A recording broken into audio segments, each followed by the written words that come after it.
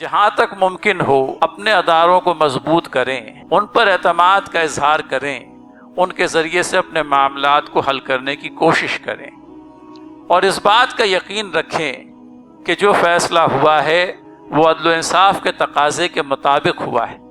سب سے بہترین بات تو یہ ہوگی کہ معاملے میں فیصلے کی بجائے آپ تصفیے پر اصرار کریں کہ دونوں لوگوں کا سن لینے کے بعد میں کوئی بیچ کی راہ نکل آئے۔ بیچ کی راہ کے نتیجے میں یہ ہوتا ہے کہ وہ دلوں کے اندر میں جو کدورت اور نفرت رہ جاتی ہے، کسی ایک کے حق میں فیصلہ ہونے کے نتیجے میں دوسرے کو شکایت لاحق ہو جاتی ہے، یہ صورتحال نہیں ہوگی۔ اور اس کے بعد میں یہ بھی کہ اللہ تعالیٰ کی طرف سے خیر و برکات نصیب رہے گی کہ آپ نے اپنے معاملات کو حسن و خوبی کے ساتھ میں اللہ تعالیٰ کے قانون کے تحت، شریعت مطہرہ کے تحت فیصل کروائے۔ آج کل مزاج کچھ اس قسم کا بن گیا ہے کہ کوئی کسی کی بات سننے کا کم از کم روادار ہے۔ پہلے ایسا ہوا کرتا تھا کہ بڑوں کے آگے کسی کی زبان نہیں کھلتی تھی، لیکن آج کی تاریخ میں یہ مزاج بہت تیزی سے پنپ رہا ہے کہ ہر ایک شخص اس بات پر اصرار کرتا ہے کہ اپنی ناپسند اور اپنی پسند اور ناپسند میں اس کو کلی طور پر اختیار حاصل ہو۔ خاندان کے بنے رہنے کے لیے کچھ مشترکہ بنیادیں ضروری ہیں، ہر ایک کی مرضی کا خیال کسی نہ کسی درجے میں رکھا جائے، لیکن ہر ایک دوسرے پر اپنی مرضی تھوپنے کی کوشش کرے گا تو پھر خاندان کے انتشار میں کچھ بہت زیادہ دیر نہیں لگے گی۔ اور یہ صورت واقعہ ہے، میاں بیوی کے تنازعات کے اندر میں جو بنیادی وجہ پچھلے 35 برسوں کے تجربے میں سمجھ میں آتی ہے وہ یہ کہ جب یہ تنازع پیدا ہوتا ہے تو اول تو اس کو بہت ہوا دی جاتی ہے۔ کوشش یہ ہونی چاہیے کہ جہاں کہیں یہ صورتحال پیدا ہو گئی فوراً فائر فائٹنگ کا کام کیا جائے، اور گھر کے بڑوں کی ذمہ داری اس ضمن میں بہت بڑی ہوئی۔ اپنی ناتجربہ کاری کی بنا پر اگر آپ کا بیٹا اور بہو آپس میں لڑ بھی جاتے ہیں، خدا نخواستہ یا کسی بات پر ان لوگوں کے درمیان میں تنازع پیدا ہو جاتا ہے، ہماری ذمہ داری ہوگی کہ دونوں کو ساتھ میں لے کر کے چلیں، ان کو سمجھیں۔ اور چھوٹی چھوٹی باتوں کو بنیاد بنا دیا جاتا ہے۔ بہو نے اپنی ساس کو سلام نہیں کیا،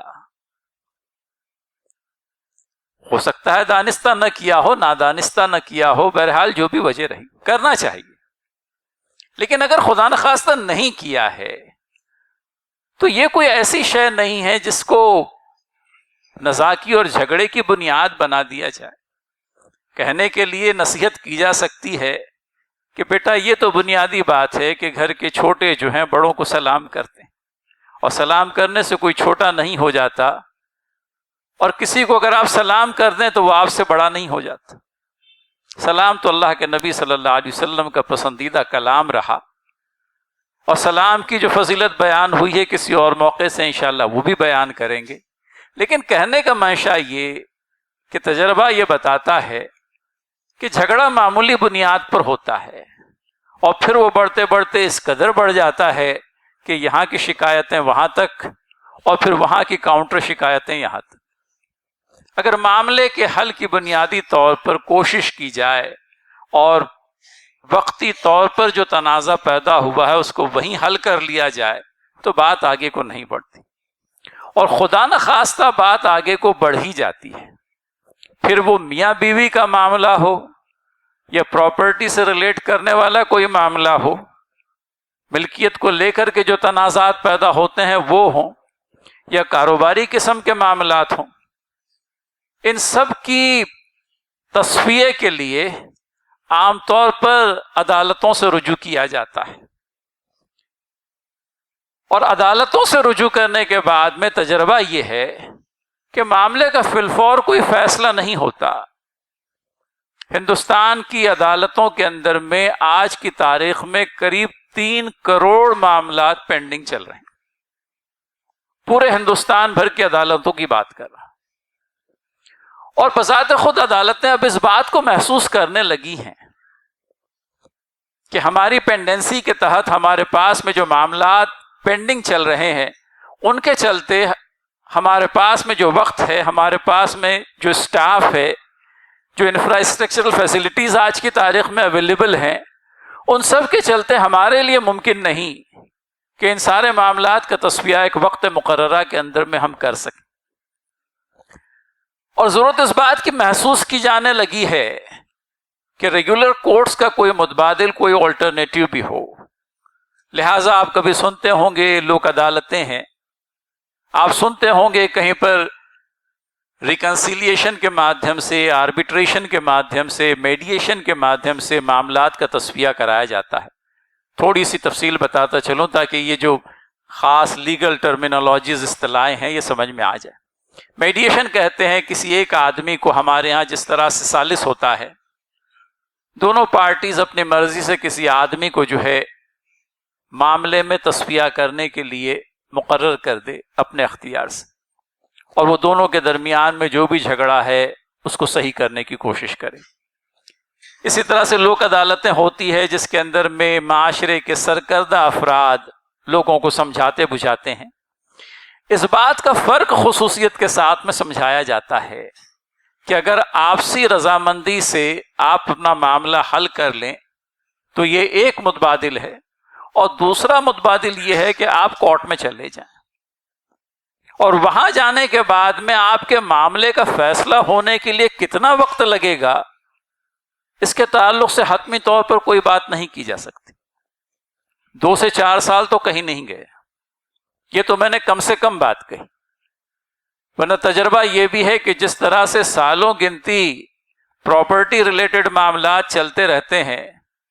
میاں بیوی کے معاملات بھی اسی طرح سے سالوں گنتی چلتے رہتے ہیں۔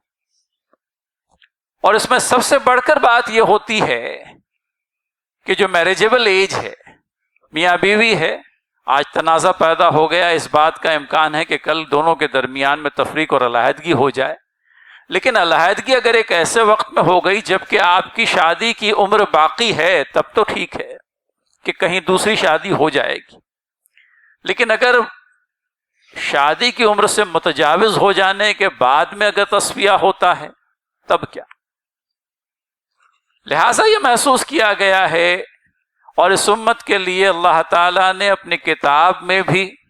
نبی محترم صلی اللہ علیہ وسلم نے اپنی احادیث میں بھی آپس کے تصفیے کی راہ جو ہے وہ بتلائی۔ قانون شریعت اپنے آپ میں بڑی گنجائشیں رکھنے والا قانون، اور اللہ تعالیٰ کے فضل سے آپ کے اپنے ملک کے اندر میں بھی آپ اپنے معاملات کو اپنی قانون اور اپنے شریعت کے تحت حل کر سکتے ہیں۔ باقاعدہ ایک قانون ہے شریعت اپلیکیشن ایکٹ کے نام سے، جو مسلمانوں کو اس بات کی اجازت دیتا ہے کہ وہ اپنے معاملات اسلامی شریعت کی روح سے طے کرائیں۔ لہٰذا یہ اللہ تعالیٰ کا کرم ہے، آپ دیکھیے کہ غیر مسلم اکثریتی ملک میں رہنے کے باوجود بھی یہاں کے مسلمانوں کو اپنی شریعت کے مطابق اپنے معاملات کو فیصل کرانے کا اختیار قانونی طور پر حاصل۔ اب یہ ہماری ذمہ داری بنتی ہے کہ ہم اپنے معاملات کو اسلامی شریعت کی روح سے حل کرائیں، اور شریعت کو جاننے والی عدالتیں بھی ہیں، اور شریعت کو عدالتوں سے کچھ زیادہ جاننے والے ہمارے علماء ہیں، حضرات مفتیان ہے، اور اس طرح کے لوگ ہیں جن لوگوں نے اپنی زندگی کے قریب 9 سال اللہ تعالیٰ کی کتاب شریعت مطہرہ کی تعلیم اور دیگر اسلامی تعلیمات حاصل کرنے میں لگائی ہیں۔ اور اب تو الحمدللہ معاشرے کے اندر میں، اسلامی معاشرے کے اندر میں مختلف فورمز ود ان کمیونٹی، ہمارے اپنے معاشرے کے اندر میں، ہماری اپنی کمیونٹی کے اندر میں ایسے ادارے بحمدللہ تشکیل پا گئے ہیں جن کے ذریعے سے ہم ہمارے ازدواجی معاملات، اسی طرح سے پراپرٹی ریلیٹڈ معاملات، کاروباری معاملات کا تصفیہ کرا سکتے ہیں، اور یہ ایک بہتر سبیل ہے۔ بنیادی طور پر تو ضرورت اس بات کی ہے کہ دونوں فریقین سمجھیں کہ مجھے کیا حاصل ہونا چاہیے، میرے مخالف کو کیا حاصل ہونا چاہیے. ایک طویل قانونی جنگ لڑنے کی بجائے جس کے خاتمے پر پتہ نہیں کس کے حصے میں کیا آئے گا، اگر دونوں آپس میں تصفیہ کر لیں، صلح صفائی کر لیں، تو ایک ایسی سچویشن کریٹ ہوتی ہے جو دونوں کے لیے خیر و بہتری والی ہوتی ہے. ون ون سچویشن کہتے ہیں. یعنی نہ میں ہارا اور نہ تو جیتا، بلکہ دونوں کو جو کچھ ملنا چاہیے تھا وہ ملا، بھلے ہی 19-20 کا معاملہ ہوگی. ازدواجی تنازعات کے اندر میں تو تجربہ یہ بتلاتا ہے کہ پارٹیز جو ہے نہ ساتھ میں رہنے کے لیے لڑ رہی ہے، نہ علیحدہ ہونے کے لیے لڑ رہی.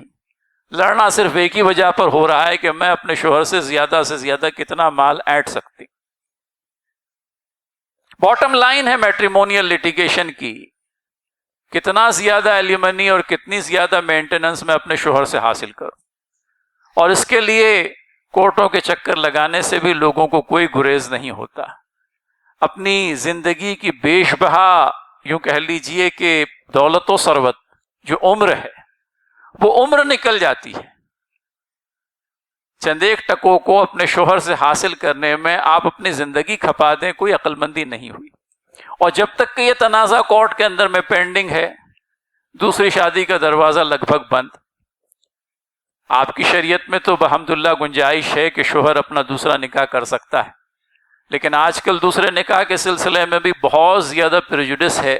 بہت زیادہ تعصب ہے جو دیگر افراد کے اندر میں پایا جاتا ہے. اور یہ ایک بڑی ڈس ایڈوانٹیجس قسم کی سچویشن ہوتی ہے کہ پہلے بیوی کے معاملے کا تصفیہ کیے بغیر شوہر نے دوسری شادی کر. تو کہیں نہ کہیں یہ دیکھنے میں آتا ہے، آپ دیکھیے کہ معاملات کو ایک ٹائم باؤنڈ فریم میں، ایک وقت مقررہ کے اندر میں فیصلہ ہونا لازم ہے، ایک چیز. اور دوسری یہ کہ فیصلہ اس پرکار سے بھی ہو سکتا ہے کہ باہمی مفاہمت کے ذریعے سے کسی آدمی کو حکم یا ثالث مقرر کر کے بھی آپ اپنے معاملات کا فیصلہ کر سکتے ہیں. کبھی ذہن و دماغ میں یہ بات بھی آتی ہے کہ یہ جو مختلف فورمز ود ان کمیونٹی کام کر رہے ہیں، محکمہ شریعہ عالیہ ہے، اسی طرح سے دیگر اداروں نے یہ ذمہ داری اپنی طرف کر لی ہے کہ مسلمانوں کے جو معاملات ان کی طرف آتے ہیں ان کو حل کرنے کی وہ کوشش کرتے ہیں. یہ اپنے آپ میں کوئی غیر قانونی شکل نہیں ہے، اس بات کو سمجھتے چلیں. عدالتیں بذات خود اور قانون بذات خود اس بات کی اجازت دے رہا ہے لوگوں کو کہ کوئی لازم نہیں کہ ہر ایک معاملے کا فیصلہ آپ کورٹ سے ہی کروائیں. دونوں فریقین جن لوگوں کے درمیان میں جھگڑا ہے وہ اپنی مرضی سے کسی کو آربیٹریٹر بنا لیں، کسی کو ثالث بنا لیں. دونوں میں باقاعدہ اس پرکار کا کوئی ایگریمنٹ ہو جائے کہ فلاں فلاں کو ہمارے معاملے کے اندر میں فیصلہ کرنے کا ہم لوگ حق دیتے ہیں، تو اس آدمی کو یہ حق حاصل ہوگا قانونی طور پر کہ وہ قاعدے کی کارروائی مکمل کر کے ان دونوں کے درمیان میں فیصلہ کرے. کہیں پر یہ صورتحال بھی ہوتی ہے کہ کوئی آدمی دونوں کے درمیان میں بیچ بچاؤ کرنے کا کام کرتا ہے. اب اس کی حیثیت گو کہ ایک حکم یا آربیٹریٹر کی نہیں ہوتی، لیکن وہ ایک اپنے آپ میں ریکنسیلیٹر ہوتا ہے کہ بھئی آپ کی سنے گا، ان کی سنے گا، دونوں کے درمیان میں کوئی مشترکہ مل بیٹھنے کی گنجائش ہے تو اس کو ایکسپلور کرے گا. کبھی اس بات کا بھی امکان ہے کہ یہ محسوس کرے گا کہ دونوں کے درمیان میں اختلافات اس نقطے کو پہنچ گئے ہیں کہ ان کا ساتھ میں رہنا ممکن نہیں، تو اس صورت میں باہمی رضامندی سے علیحدگی کی بھی کوئی شکل ہو سکتی. کہنے کا منشا یہ کہ اگر دل میں گنجائش ہو، ذہن صحیح طور پر کام کر رہا ہو، تو عدالتوں کے چکر لگانے کی بجائے یہاں پر جو محکمہ شرع عالیہ قائم ہے ان سے رجوع کریں. اور محکمہ شرع عالیہ کی بھی یہ کوشش ہونی چاہیے کہ حد درجہ غیر جانبداری سے معاملات کو طے کرے. اب یہ ضرور ہے کہ کہیں پر لوگوں کو یہ احساس ہوتا ہے کہ بھیا ہمارے ساتھ میں جانبداری برتی جا رہی ہے، غیر جانبدار نہیں ہے ادارہ. تو وہ اپنی باڈی لینگویج کے ذریعے سے، اسی طرح سے وہ اپنی کارکردگی کے ذریعے سے فریقین کو اس بات کا اطمینان دلائے کہ ہمارا جھکاؤ کسی کی طرف بھی نہیں. قانون جس طرح کا ہے اس کے مطابق بات ہوگی. عدل و انصاف کے تقاضوں کو پورا کرنے کے لیے جو چیزیں ضروری ہے ان پر عمل پیرا ہوا جائے گا. اس کے بعد میں ایک دوسری چیز ایسی بھی کہ معاملے کے اندر میں پاردرشتا ہو، ٹرانسپیرنسی. ایسا نہیں کہ کوئی چیز بس کرنے کے لیے کر دی گئی. جو بھی کارروائی ہو رہی ہے اس کا باقاعدہ ریکارڈ رکھا جائے جیسے کہ عدالتیں رکھتی ہے، تاکہ کل کو اگر کسی نے پوچھا کہ آپ نے اس طرح کا فیصلہ کرنے سے پہلے کیا کچھ کاغذی کارروائی کی تو وہ سارا ریکارڈ موجود ہو. اور ہم نے الحمدللہ یہ دیکھا ہے کہ جو ڈھنگ کے ادارے ہیں وہ بہت ہی قانونی حساب سے معاملات کو چلاتے ہیں. کسی گواہ کا بیان ہے تو اس کو باقاعدہ قلم بند کیا جاتا ہے، اس پر جرح کرنے کی اجازت ہوتی ہے فریق مخالف کو. اور اس طرح سے باقاعدہ جس طرح سے ایک عدالت کام کرتی ہے، شواہد کو جمع کرنے کا، بیانات کو قلم بند کرنے کا، یہ ساری کارروائی ہمارے شرعی عدالتوں کے ذریعے سے یا شرعی محکموں کے ذریعے سے ہو. اور پھر باقاعدہ جو ہے تحریری طور پر معاملے کا جو تصفیہ کیا گیا ہے اس کی تحریر موجود ہے. اور الحمدللہ آپ کے تعاون کے نتیجے میں، آپ کے کوپریشن کے نتیجے میں معاملات ان محکموں سے طے ہوئے ہیں اور لوگوں نے رضامندی سے ان فیصلوں کو قبول کیا. اصل شے آپ کی رضامندی ہے، منافقوں والا طرز عمل نہیں.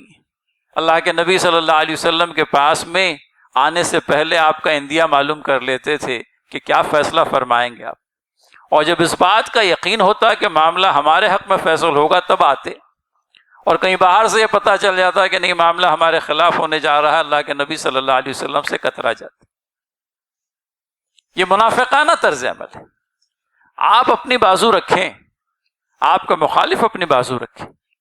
اور حق و انصاف کے مطابق فیصلہ ہو. پہلی کوشش معاملے کو دونوں کی اتفاق رائے سے حل کرنے کی، تاکہ تنازع آگے کو نہ بڑھے. کیونکہ فیصلہ میرے خلاف آنے کے بعد میں اس بات کا امکان ہے کہ میں اسے قبول کروں، اس بات کا بھی امکان ہے کہ میں آگے کی عدالت میں چلا جاؤں. لہٰذا آج کی تاریخ میں جو زور دیا جا رہا ہے وہ میڈیشن پر ہے، باہمی افہام و تفہیم کے ذریعے سے معاملے کو حل کرنے پر ہے. اور اس کے لیے باقاعدہ ٹرینڈ میڈیٹرز تیار کیے گئے ہیں. لوگوں کو باقاعدہ ایسے افراد تیار کیے جاتے ہیں کہ وہ معاملے میں صلح صفائی کیسے کریں، ان کو یہ سکھلایا جاتا ہے. افراد جب زور زور سے بولنے لگے ایک دوسرے کے خلاف میں تب یہ کیا کریں، اور پھر کس طرح سے دونوں کو ایک کامن گراؤنڈ پر لانے کی بھی کوشش ہو. یہ آلٹرنیٹس اور یہ متبادل آج کی تاریخ میں کام کرنے لگ گئے ہیں، اور ہمارے پاس بھی اس بات کی بھرپور گنجائش ہے کہ ہم ان طریقوں پر عامل ہو جائیں تاکہ ہمارے معاملات عدالتوں کے اندر میں بہت زیادہ دیر تک پڑے رہنے کی بجائے ایک وقت مقررہ کے اندر میں ان کا کوئی نہ کوئی تصفیہ ہو، کوئی نہ کوئی فیصلہ. پھر اس کے بعد میں یہ بھی سمجھتے چلیں کہ اللہ تعالیٰ نے اپنی کتاب کے اندر میں بھی اس بات کی ترغیب دلائی، بلکہ یہ حکم اور یہ فیصلہ سنایا کہ اللہ تعالیٰ کے احکامات کے مطابق، نبی کریم صلی اللہ علیہ وسلم کی شریعت مطہرہ کے مطابق مسلمان اپنے معاملوں کو حل کریں. اب یہ شروعات میں جو آیت کریمہ پڑھی تھی اس کا ترجمہ آپ کے سامنے رکھتا چلوں تاکہ بات بنیادی طور پر صحیح ہو جائے. ارشاد باری تعالیٰ ہے سورہ نساء کی آیت نمبر 59، اے ایمان والوں اللہ تعالیٰ کے اطاعت کرو اور رسول کریم صلی اللہ علیہ وسلم کی فرما برداری اختیار کرو، اور ان کی بھی جو تم میں صاحب امر ہیں. اگر تمہارے درمیان کسی معاملے میں جھگڑا ہو جائے، نزاع ہو جائے، تو اس کے فیصلے کے لیے اللہ اور اس کے رسول کی جانب پھیر دو. اگر تم واقعی اللہ پر اور آخرت کے دن پر ایمان رکھتے ہو یہی صحیح طریقہ ہے اور انجام کے اعتبار سے بہتر بھی. کیا ہی اچھا ہو کہ ہمارے اپنے معاملات ہماری اپنی شریعت کے مطابق، قرآن کریم میں اللہ تعالیٰ کے دیے ہوئے احکامات کے مطابق ان لوگوں کے ذریعے سے طے ہو جائے جو اللہ تعالیٰ کے قانون کو اور شریعت مطہرہ کو جاننے والے ہیں. اور ہمارا اس بات پر اعتماد ہو کہ جس شخص کے حوالے ہم نے اپنا معاملہ کیا ہے وہ عدل و انصاف کے تقاضوں کو پورا کرنے والا ہو۔ تو آج کی اس گفتگو کا لب لباب یہی کہ جہاں تک ممکن ہو اپنے اداروں کو مضبوط کریں، ان پر اعتماد کا اظہار کریں، ان کے ذریعے سے اپنے معاملات کو حل کرنے کی کوشش کریں، اور اس بات کا یقین رکھیں کہ جو فیصلہ ہوا ہے وہ عدل و انصاف کے تقاضے کے مطابق ہوا ہے۔ سب سے بہترین بات تو یہ ہوگی کہ معاملے میں فیصلے کی بجائے آپ تصفیے پر اصرار کریں کہ دونوں لوگوں کا سن لینے کے بعد میں کوئی بیچ کی راہ نکل آئے۔ بیچ کی راہ کے نتیجے میں یہ ہوتا ہے کہ وہ دلوں کے اندر میں جو کدورت اور نفرت رہ جاتی ہے، کسی ایک کے حق میں فیصلہ ہونے کے نتیجے میں دوسرے کو شکایت لاحق ہو جاتی ہے، یہ صورتحال نہیں ہوگی۔ اور اس کے بعد میں یہ بھی کہ اللہ تعالیٰ کی طرف سے خیر و برکات نصیب رہے گی کہ آپ نے اپنے معاملات کو حسن و خوبی کے ساتھ میں اللہ تعالیٰ کے قانون کے تحت، شریعت مطہرہ کے تحت فیصل کروائے۔ اللہ تعالیٰ ہمیں آپ سب کو اس بات کی توفیق دے۔ اول تو دعا یہ کہ نزاعات سے اور جھگڑوں سے مامون و محفوظ رکھے، عمل اس طرح کا ہو کہ جس کے نتیجے میں حسن و خوبی بڑھے، خوشگواری تعلقات کے اندر میں اضافہ ہو، چھوٹی چھوٹی باتوں سے بات کا بتنگڑ بنانے کی بجائے قوت درگزر کو بڑھانے کی کوشش کریں۔ اللہ تعالیٰ کے تعلق سے ہمیں یہ امید کہ اللہ تعالیٰ ہماری گناہوں اور خطاؤں پر درگزر فرمائے گا، ہماری لغزشوں سے صرف نظر فرمائے گا۔ خالق کے تعلق سے ہمارا یہ گمان، اور آپس میں ہمارے یہ ہے کہ اگر خدا نخواستہ کوئی غلطی کسی سے سرزد ہو جائے تو ہم معاف کرنے کے لیے تیار نہیں۔ غفور و رحیم سے امید ہے یہ کہ وہ مغفرت سے کام لے، بخشش سے کام لے، اور ہم بخشش اور مغفرت کا معاملہ کرنے کے لیے تیار نہیں، تو یہ طرز عمل درست نہیں ہوگا۔ آپ دیکھیے چھوٹوں کے ساتھ میں بڑوں کا معاملہ جو ہے بڑوں جیسا ہونا چاہیے، اور معاملے کو ساتھ میں لے کر کے چلیں۔ وہ کہنے کے لیے بات کہی جاتی ہے کہ سب کی فلاح کے ہم طلبگار ہیں، ہمارا عمل بھی اس بات کا شاہد ہو کہ واقعتاً ہم سب کی فلاح کے طلبگار ہیں۔ اللہ تعالیٰ سے دعا ہے خیر و بھلائی عنایت کر پروردگار، معاملات کے تصفیے کی گنجائشیں اور راستے عنایت کر، اس امت کے اتحاد کو اور اس کے گھروں کو اپنی بنیادوں پر، دینی بنیادوں پر قائم اور استوار کر۔ آمین یا رب العالمین۔ وآخر دعوانا ان الحمد للہ رب العالمین۔ والسلام علیکم ورحمۃ اللہ وبرکاتہ۔